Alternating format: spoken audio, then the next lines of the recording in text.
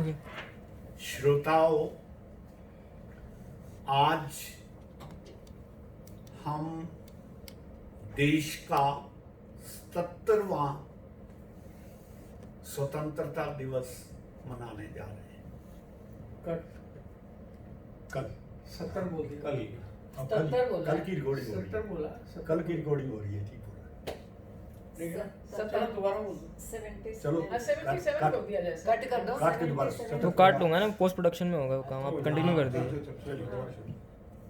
श्रोताओं, हम बहुत जल्द ही देश का 77वां स्वतंत्रता दिवस मनाने जा रहे हैं।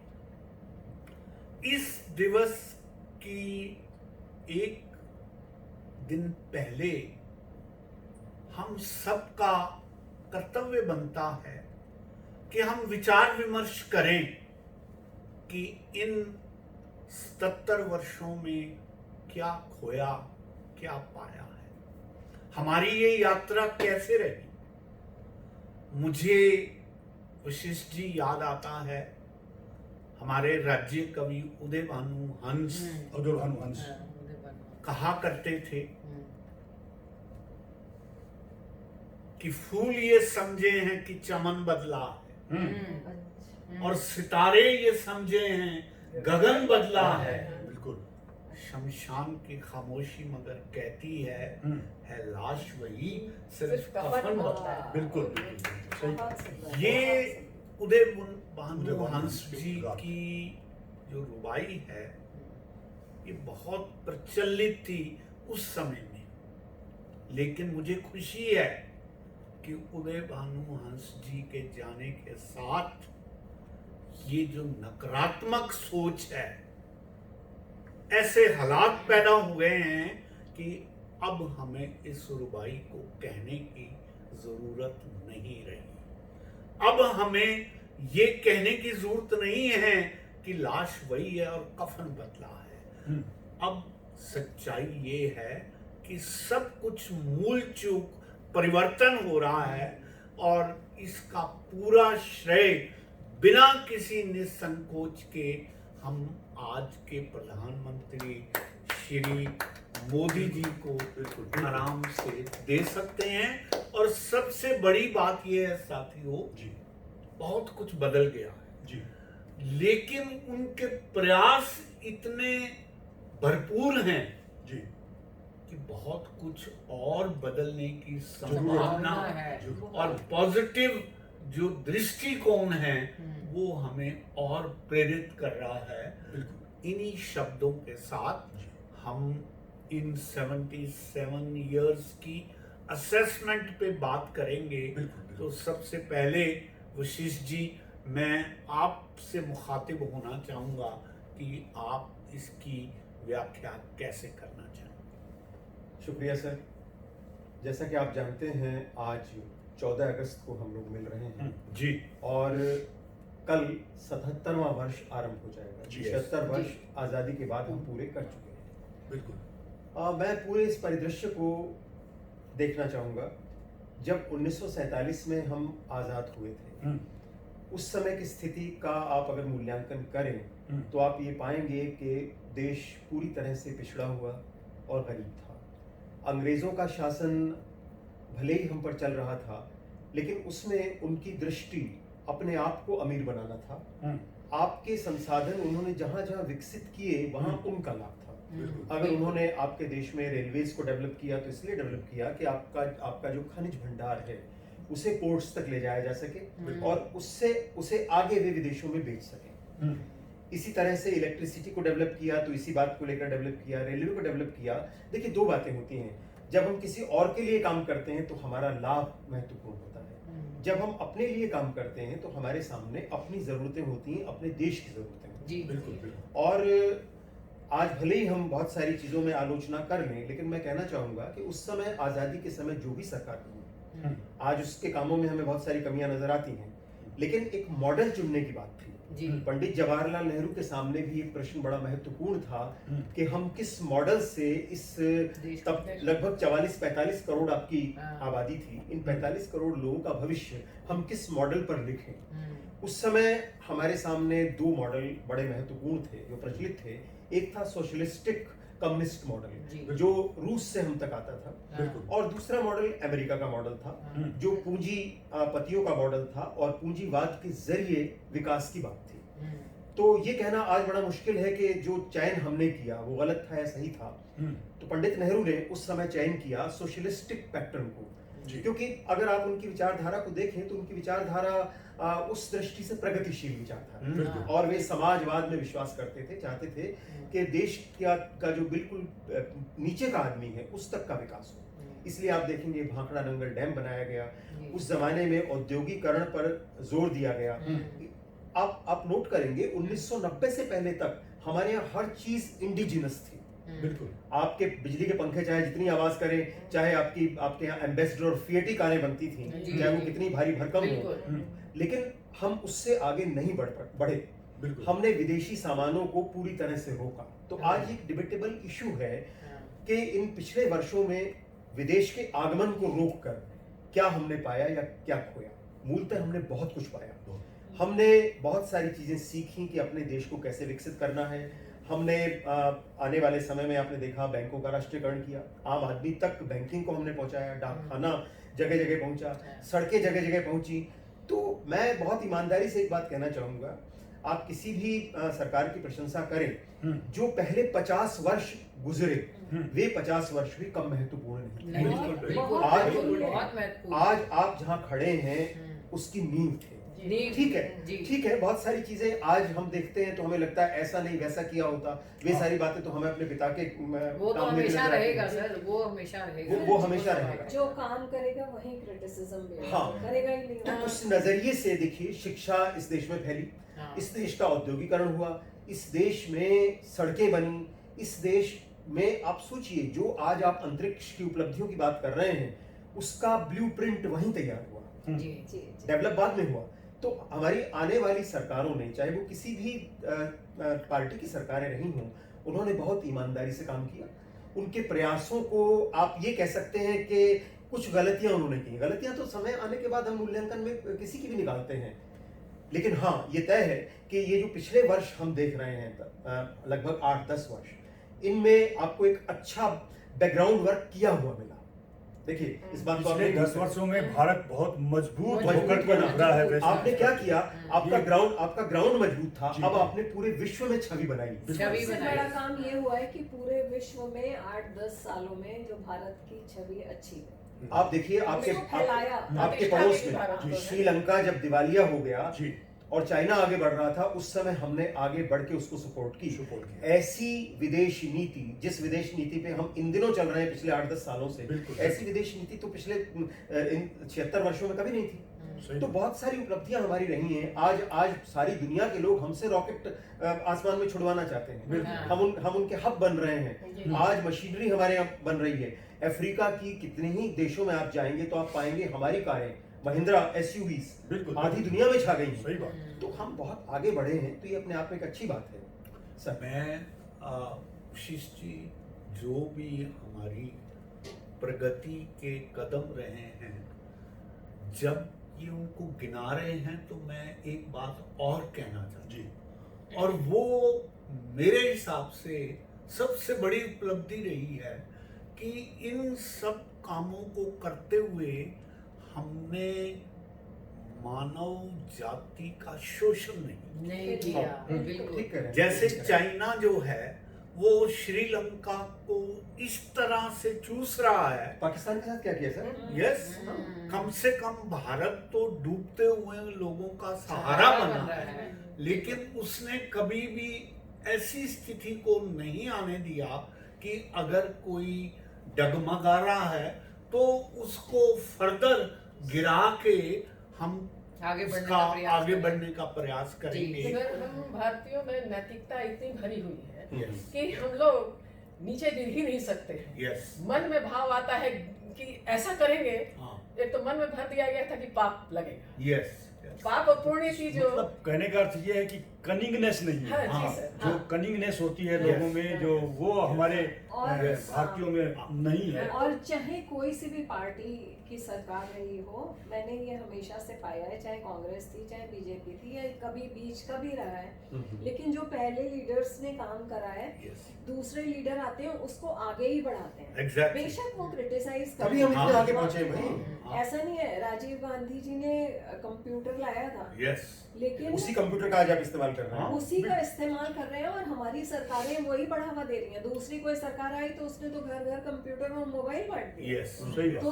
वो अपने मुद्दों पे लड़ाई उनकी अलग रहती है, यस, लेकिन विकास के लिए हमारे लीडर हमेशा सजग हैं। पुरानी वाली चीज को लेके आगे बढ़ते हैं Yes. और इस यही देश सही के बात। विकास का कारण है। सर हमारे सर आप ये देखिए विकास का एक और महत्वपूर्ण पार्ट, आप शिक्षा, विदेशी लोग यहाँ पर शिक्षा ग्रहण करने हाँ। आते हैं। मेडिकल टूरिज्म इतना बड़ा है हमारे यहाँ, इतनी अच्छी स्वास्थ्य संबंधी सुविधाएं प्राप्त हैं कि विदेशों बहुत से सारे लोग- विदेशों से विदेशी यहाँ आकर के बहुत ट्रीटमेंट करवाते हैं। पेशेंट और तो इंडिया में इलाज मैडम करवाने आते हैं। जितने भी बड़े बड़े हॉस्पिटल्स जी हैं, हाँ। उनके जितने भी प्रोमिनेंट जगहें हैं, हाँ जी। उन पे इंडियन डॉक्टर्स पोस्टेड। बिल्कुल, यूएस बिल्कुल। में ज्यादातर डॉक्टर इंडियन है। भाई इंडिया आपने आज का अखबार पढ़ा हो हाँ। तो अगला अमेरिका का राष्ट्रपति भारतीय मूल का होने की पूरी जी, संभावना संभावना अमेरिका के है। अखबार जता रहे और हैं। Yes. ब्रिटेन में ब्रिटेन में तो हो गया। ब्रिटेन का तो हो राज गया। कर ही रहे हैं। ब्रिटेन का तो हो ही ब्रिटेन गया में तो राज कर तो रहे ये हैं। बातें हैं। ये नहीं बहुत बहुत डॉक्टर, साइंटिस्ट, कंप्यूटर एक्सपर्ट सारी दुनिया में हमारे हाँ, सर, सारी दुनिया में पहले विदेश जाते थे तो लगता था वहाँ के एयरपोर्ट कितने अच्छे हैं। अब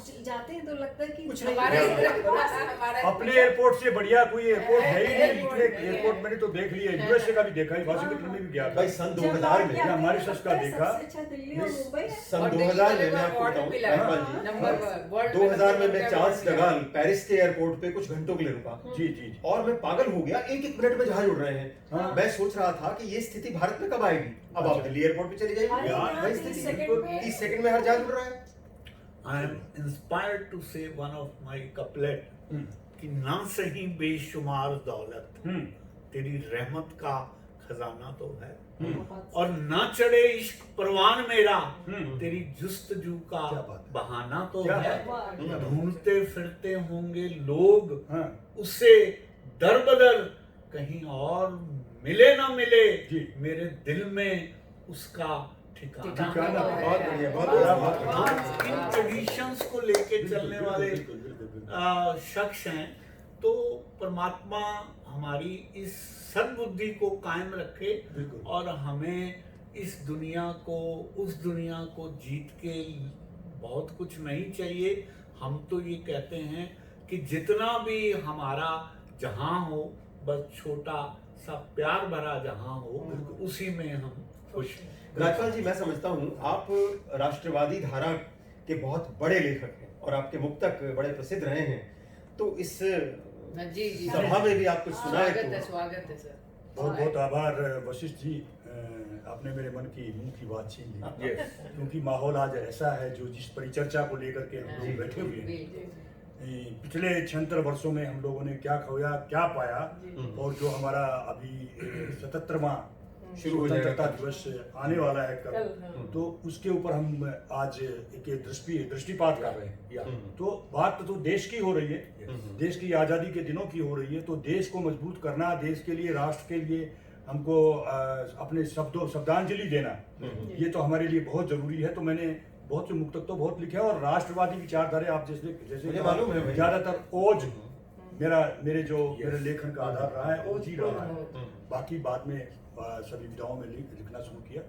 तो मैं 4 पंक्तियां कहता हूँ और फिर एक और मुक्तक कहता हूँ कि भारत का हूँ लाल हाजिर जान रखता हूँ, भारत का हूँ लाल हाजिर जान रखता हूँ, मुट्ठी में बंद आज भी तूफान रखता हूँ। क्या बात है, बहुत सुंदर। भारत का हूँ लाल हाजिर जान रखता हूँ, मुट्ठी में बंद आज भी तूफान रखता हूँ, और मुखड़े पे न जाओ मेरे जज्बे को देखो, मुखड़े पे न जाओ मेरे जज्बे को देखो, सीने में दिल में हिंदुस्तान रखता हूँ, सीने में दिल में हिंदुस्तान रखता हूँ।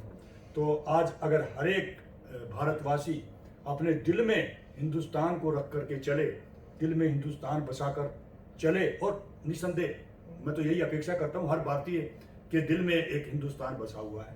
और दो तो चार हाँ बिल्कुल। और मैं ये कहता हूँ कि आपको बर्फीले तूफानों से टकराना हमने सीखा है। बर्फीले तूफानों से टकराना हमने सीखा है, संकट में हो देश युद्ध का बिगुल बजाना सीखा है, और पीछे मुड़कर देखें ये तासीर नहीं हम जैसों की।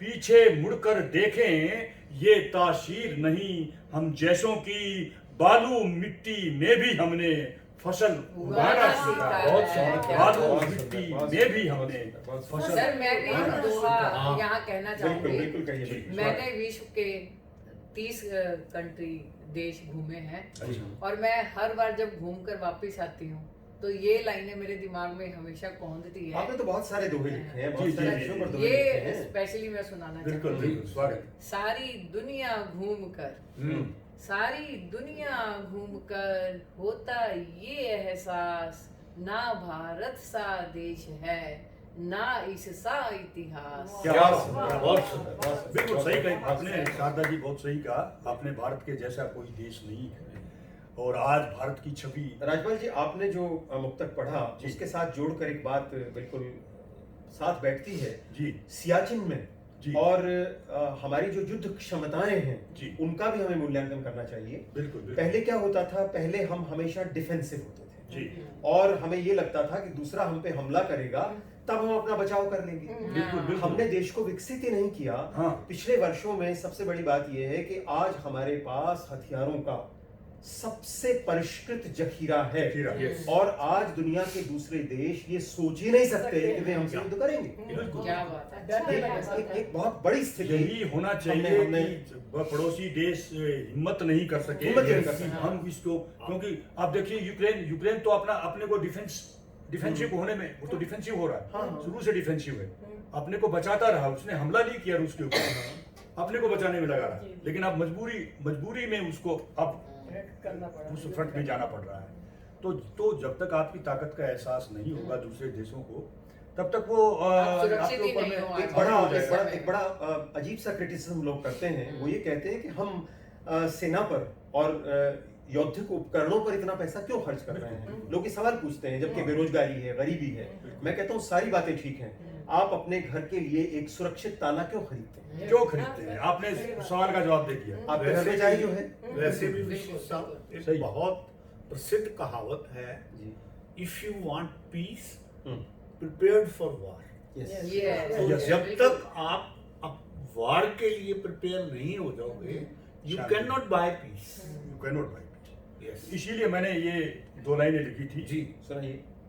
वतन परस्ती का जज्बा जब तक जिंदा है वीरों में, वतन परस्ती का जज्बा जब तक जिंदा है वीरों में, जकड़ नहीं सकती कोई ताकत भारत को जंजीरों। ये चीज अगर आपके अंदर हो गई, आपके अंदर जज्बा है, तो ये जैसे अभी चर्चा हमारी चल रही थी, कोई भी ताकत हमको जंजीरों में नहीं जकड़ सकती। तो आज शहीदों की गाथा का कलम करो ऐसा गुणगान, आज शहीदों की गाथा का कलम करो ऐसा गुणगान, बच्चा बच्चा भारत माँ का मातृभूमि हित दे बलिदान। क्या बात। बच्चा बच्चा भारत बहुत माँ बढ़िया का सर, मातृभूमि। सच कहा, बहुत अच्छा से कहा। आप देखिए इकोनॉमिक पावर बनने में भी जी। हमने आपको याद होगा 90s तक की हमारी स्थिति ये थी कि हमारे देश का सारा सोना गिरवी रख के हम लोगों ने कर्ज मनमोहन लिया। सिंह जो प्रधानमंत्री जी थे हाँ, उस जी समय हाँ। में ये उस समय ये परिस्थिति थी। जी। आज स्थिति क्या है? आज हमारे पास इतने बड़े फॉरेन करेंसी के डिपॉजिट्स हैं कि हम आज दुनिया की 5वीं बड़ी इकोनॉमी है। और अगले साल 2 साल में अगर ईश्वर हमारा साथ देता रहा तो स्थिति ये हो जाएगी कि हम दुनिया की 3री इकोनॉमी हो जाएगी। क्या बिल्कुल। बात है सर, क्या बात है। मेडिकल साइंसेज में अभी आपने देखा जब कोरोना आया तो पूरी दुनिया को वैक्सीन किसने सप्लाई की? भारत। हमने सप्लाई की। और मजेदार बात यह है कि चाइना ने जो वैक्सीन सप्लाई की वो बाद में पता लगा वो वैक्सीन इफेक्टिव ही नहीं थी, उसमें भी मार्केटिंग थी। Tight fish. और हमने पूरी दुनिया को मुफ्त में वैक्सीन बांटी। बिल्कुल। और पूरी दुनिया इस बात को याद करती है। तो धीरे धीरे स्थिति ये है कि इन 76 वर्षों में हाँ। हम वहां पहुंच गए हैं जहां दुनिया हमें हम बड़ा भाई नहीं कहते, जी, हमें समान धर्म मित्र या बंधु स्वीकार करने लग गई है। Yes. हमारे देश की एक छवि है वसुंधव वसुधैव कुटुंबकम का जो नारा है वही हमारा, हमारी वो सही तरीके से सरफेस पे आया है। आज दुनिया इस बात को महसूस करती है कि भारत एक महत्वपूर्ण देश है, Yes. और मैं समझता हूँ आने वाले समय में भी ये स्थिति कारगर रहेगी। सर, आपका आशीर्वाद। मैं आशीष जी आपकी इस बात से पूर्णतः सहमत हूँ और इसी को सबसे बड़ी अचीवमेंट मानता हूँ कि भाई जहाँ धन धनाढ्य की, सैन्य शक्ति की, और विज्ञान की तरफ भी हमने उन्नति की है, लेकिन हमने इंसानियत को बिल्कुल नहीं त्यागा। और यहाँ पर हम जहाँ लोग और वर्ल्ड के नेशंस अपनी होशियारियां करते हैं, चालाकियों से काम करते हैं, वहाँ हम अपने निस्वार्थ भाव से सबकी सेवा को लेकर आगे बढ़ते हैं। और ये हमारे मुल्क के कुछ सिद्धांत हैं जिनको कायम करके हम आगे बढ़ रहे हैं। बिल्कुल बिल्कुल। मैं एक चीज बैठे बैठे मेरे को याद आ गई। हाँ, रोक लो जरा एक बार, कोई इनमें से कह देगा, शीर्षी कह देंगे।